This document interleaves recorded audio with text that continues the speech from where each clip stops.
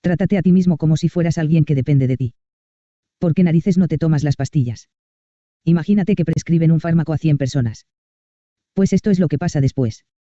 Una tercera parte ni siquiera llevará la receta a la farmacia. Otra tercera parte sí que lo hará, pero no se tomará la medicina como se le indica. Se saltarán dosis, dejarán de tomarla antes de tiempo o puede que ni siquiera empiecen a hacerlo. Los médicos y los farmacéuticos suelen reprochar a estos pacientes su desobediencia, su apatía y su desidia. Alegan que no hay más sordo que el que no quiere oír. Los psicólogos no solemos ver esos juicios con buenos ojos. Se nos prepara para dar por sentado que, cuando los pacientes no siguen los consejos de un profesional, es culpa de este y no de los pacientes. Creemos que el personal sanitario tiene la responsabilidad de dar consejos que vayan a seguirse, hacer intervenciones que vayan a respetarse, planear con el paciente o cliente los pasos que seguir hasta alcanzar el resultado deseado y hacer un seguimiento para asegurarse de que todo va bien. Esta es solo una de las muchas cosas que hacen tan geniales a los psicólogos. Emoticono cara sonriente. Porque nosotros tenemos el lujo de pasar tiempo con nuestros clientes, no como otros profesionales más atribulados que se preguntan por qué sus pacientes no se toman los medicamentos. ¿Qué les pasa? No quieren curarse. Y todavía hay cosas peores. Pongamos que alguien recibe un trasplante. Pongamos que es un riñón. Los trasplantes suelen tener lugar después de largas esperas llenas de angustia por parte de la persona receptora. Muy poca gente dona sus órganos al morir, y aún son menos quienes lo hacen cuando todavía están en vida. Pero además solo una pequeña parte de los órganos donados resultan compatibles con el receptor. Así, normalmente quien está a la espera de un trasplante de riñón suele pasarse años recibiendo diálisis, que es la única alternativa. La diálisis consiste en procesar toda la sangre del paciente a través de una máquina, que la extrae y la vuelve a introducir en el cuerpo. Es un tratamiento verdaderamente milagroso, lo que está muy bien, pero no es precisamente agradable. Tiene que realizarse entre 5 y 7 veces a la semana, durante 8 horas por sesión, y debería efectuarse cada vez que el paciente está dormido. Es demasiado duro. Nadie quiere estar en diálisis. Ahora bien, una de las complicaciones de los trasplantes es la posibilidad de rechazo. A tu cuerpo no le gusta que le cosan partes del cuerpo de otra persona, así que tu sistema inmunitario ataca y destruye estos elementos extraños aunque resulten fundamentales para que sigas viviendo. Para evitarlo tienes que tomar medicamentos inmunodepresores que debilitan el sistema de protección y aumentan tu vulnerabilidad ante cualquier infección. La mayoría de las personas acepta este intercambio.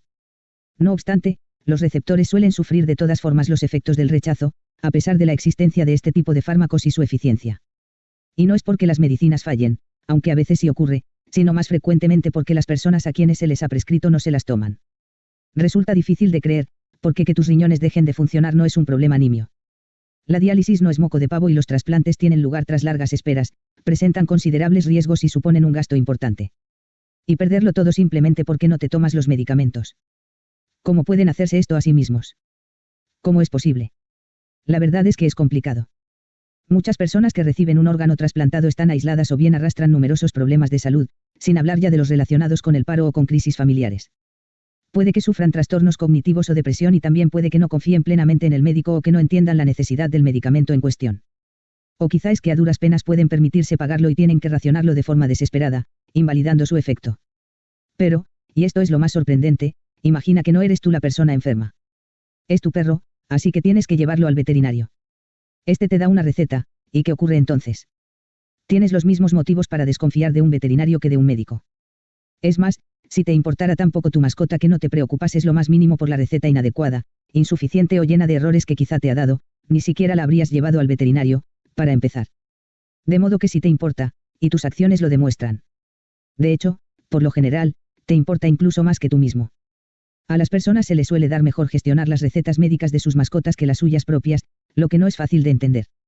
Incluso si adoptamos la perspectiva de tu mascota, no lo es porque el animal, probablemente, te quiere y estaría más contento si te tomaras la medicación. Es difícil llegar a ningún tipo de conclusión a partir de esta serie de hechos más allá de que parece que la gente quiere más a sus perros, gatos, hurones y pájaros, incluso quizá también a sus lagartos, que a sí misma. No es algo espantoso. ¿Cuánto dolor es necesario para que algo así sea cierto? ¿Qué le puede pasar a la gente para preferir antes a sus animales de compañía que a sí misma? Fue gracias a una antigua historia del Génesis, el primer libro del Antiguo Testamento, que conseguí encontrar respuesta a una pregunta tan desconcertante. La historia más antigua y la naturaleza del mundo. Al parecer, en el relato del Génesis aparecen entrelazadas dos historias acerca de la creación llegadas de dos fuentes distintas desde Oriente Próximo. En la primera por orden cronológico pero históricamente más reciente, conocida como tradición sacerdotal, Dios creó el cosmos utilizando su palabra divina, creando la luz, el agua y la tierra al nombrarlas, y después las plantas y los cuerpos celestes. Entonces creó los pájaros, los animales y los peces, de nuevo, hablando, y terminó con los humanos, hombre y mujer, ambos en cierto modo según su propia imagen y semejanza. Todo eso ocurre en el primer capítulo del Génesis. En la segunda y más antigua versión, de la tradición yavista, encontramos otro relato, en el que aparecen Adán y Eva, los detalles de la creación difieren en algunos aspectos, y las historias de Abel y Caín, Noé y la Torre de Babel. Todo esto ocupa los capítulos 2 al 11 del Génesis. Para entender el primer capítulo del Génesis, el de la tradición sacerdotal, con su insistencia en la palabra como fuerza creativa fundamental, en primer lugar hay que recordar algunos supuestos esenciales de la antigüedad, que resultan notablemente distintos tanto en su carácter como en su intención de los supuestos científicos, muy recientes históricamente. Las verdades científicas se explicitaron hace apenas 500 años con las obras de Francis Bacon, René Descartes e Isaac Newton. Fuera como fuese que nuestros antecesores contemplaban el mundo hasta entonces, no era a través del prisma de la ciencia, igual que hasta entonces no habían podido observar el cielo a través de la lente de un telescopio. Puesto que ahora somos tan científicos, y tan determinadamente materialistas, nos cuesta mucho incluso comprender que puedan existir otras formas de ver el mundo, que, de hecho, existen. Pero la gente que vivía en el tiempo remoto en el que surgieron los relatos épicos fundacionales de nuestra cultura se preocupaba mucho más por las acciones que la supervivencia imponía, y por interpretar el mundo en consecuencia, que por nada que se acercara mínimamente a lo que hoy consideramos la verdad objetiva.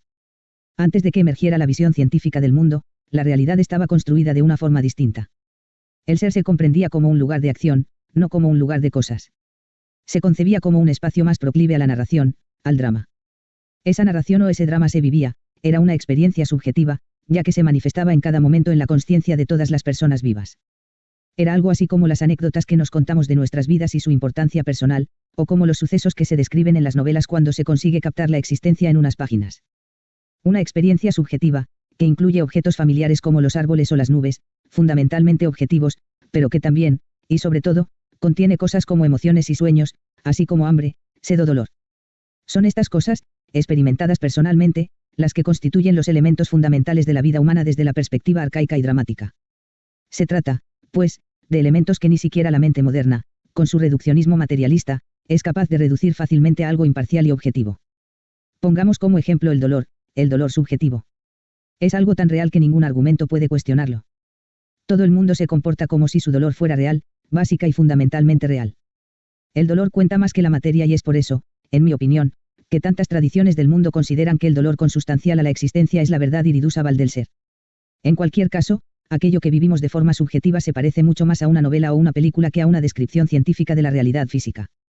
Es el drama de la experiencia vivida, la única, trágica y personal muerte de tu padre, comparada con la muerte objetiva que aparece enumerada en los registros de los hospitales, el dolor de tu primer amor, la desesperación de las esperanzas frustradas, la alegría que estalla cuando un niño consigue algo.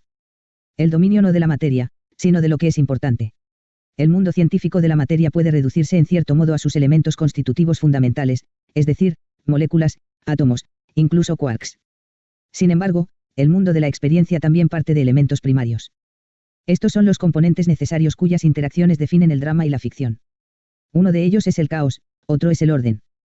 El tercero, puesto que son tres, es el proceso que media entre ambos, que resulta idéntico a lo que la gente hoy en día llama consciencia. Es nuestra eterna subyugación a los dos primeros lo que nos lleva a dudar acerca de la validez de la existencia, lo que nos hace tirar la toalla desesperados y dejar de preocuparnos por nosotros mismos. Tan solo entendiendo convenientemente el tercer elemento podemos salir de ahí. El caos es el dominio de la ignorancia. Es territorio no explorado. Es lo que se extiende eternamente y sin límite, más allá de las fronteras de todos los estados, de todas las ideas y disciplinas.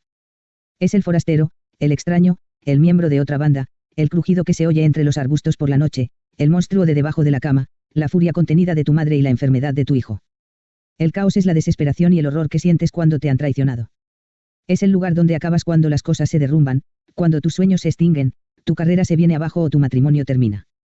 Es el inframundo de los cuentos de hadas y los mitos, donde el dragón y el oro que protege coexisten eternamente. El caos es donde estamos cuando no sabemos dónde estamos y lo que hacemos cuando no sabemos qué estamos haciendo. Es, en pocas palabras, todas aquellas cosas y situaciones que ni conocemos ni comprendemos.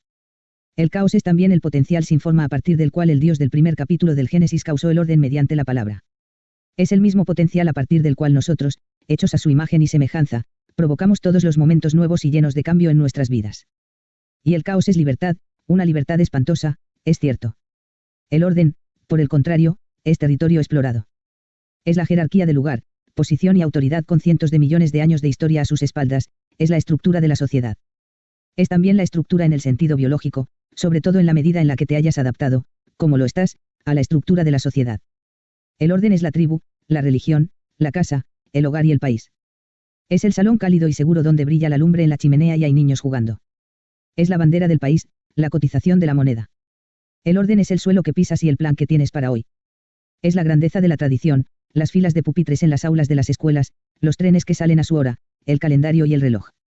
El orden es la fachada pública que se pide que respetemos, la cortesía de una reunión entre desconocidos civilizados, y la fina capa de hielo sobre la que patinamos.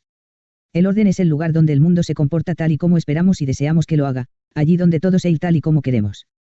Pero el orden también es a veces tiranía y desgaste, cuando esta pretensión de certidumbre, uniformidad y pureza acaba resultando demasiado unilateral. Cuando todo es seguro, estamos dentro del orden. Ahí estamos cuando todo sigue el plan establecido, sin novedades ni perturbaciones. En el ámbito del orden todo se comporta siguiendo los designios de Dios. Es un sitio donde nos gusta quedarnos, ya que los ambientes familiares resultan gratos. Dentro del orden podemos pensar a largo plazo, ya que las cosas funcionan y nos sentimos estables, tranquilos y competentes. Por eso no solemos irnos de los lugares que comprendemos, ya sean lugares geográficos o conceptuales, y evidentemente no nos hace ninguna gracia que se nos obligue a abandonarlos o que tengamos que hacerlo de forma accidental. Estás dentro del orden cuando cuentas con un amigo fiel, un aliado en el que depositas tu confianza. Cuando esa misma persona te traiciona, pasas del mundo luminoso de la claridad al oscuro inframundo del caos, la confusión y la desesperación. Es el mismo movimiento que realizas y el mismo lugar que visitas cuando la empresa en la que trabajas comienza a quebrar y tu puesto de trabajo está en riesgo. Orden es cuando entregas la declaración de la renta y caos cuando te hacen una inspección de Hacienda.